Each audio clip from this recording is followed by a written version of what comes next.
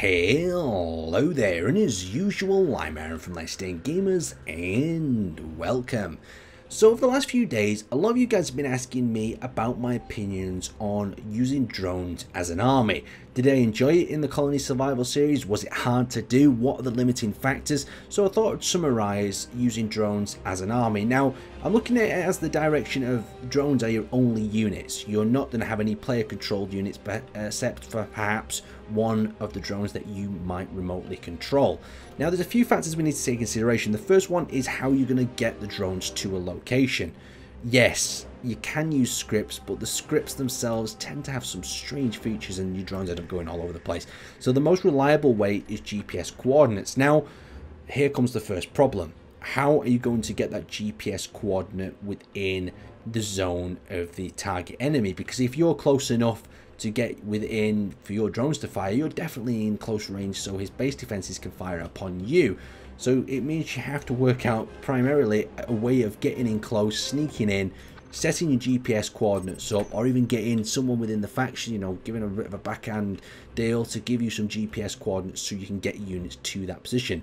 Now, here's the next part. What about if he decides to move a few thousand meters to the left or right of that position when you go to engage? Your GPS coordinates are completely shot. And this was something I realized in one of the final battles against Captain Jet. He moved away from my GPS coordinates and I had to attack from a different angle using the same GPS coordinates, and it threw a spanner in there that I wasn't expecting, and my drones were just being picked off from a distance because they couldn't use the range. Now when it comes to the range of the drones, they're limited again. You've got a range of between 600 and 800 meters if you're lucky, and they don't usually engage until they get a lot closer to that. I've noticed in a lot of cases.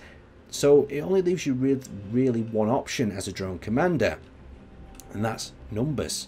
I mean, if you build a drone that is that efficient and that cheap to produce. So for instance, this is the first drone I ever started to produce into attack, and it was a ground one. It's obviously been rebuilt into an atmospheric sort of configuration, but it needs to be cheap.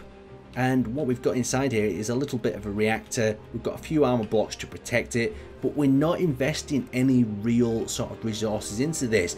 And the whole point of that is we can produce hundreds of them if the game would let us produce thousands of them, and we can rush them to an outpost and overwhelm it with numbers. And the amount of times people said, oh, that drone's absolutely useless, they get squatted down so fast.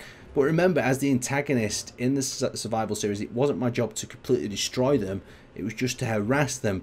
But if you wanted to overwhelm an enemy, just do it with numbers. And then on the other hand, if you upgrade your drones, then you've kind of got a bit of a risk slash reward sort of thing going once again. So I've upgraded these with the 40mm cannons that cost more to produce, and I've added a shield to protect my investment. So overall, these are costing more to build, and they're going to take longer to build as well.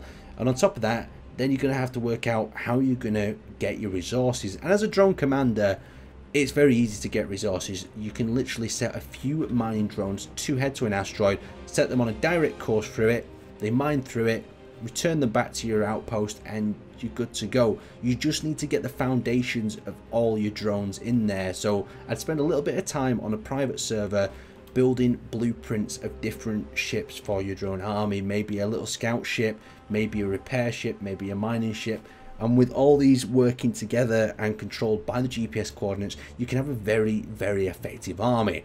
Now, what I'd like to hear from you guys in the comment section is how you would control your drone army. Would you have larger ships that cost a little bit more to build but have a lot of firepower, or would you stick with the smaller sort of numbers overwhelm type strategy? Or maybe you've just got a completely different perspective on the whole drone army concept. Anyway, I'd like to know in the comment section, and I will see you next time. Hopefully some of these tips kind of applied and give you a little bit of insight of what it might like to be to actually fight an enemy player with only using drones. Anyway, let's thank you guys for watching, and I will see you next time.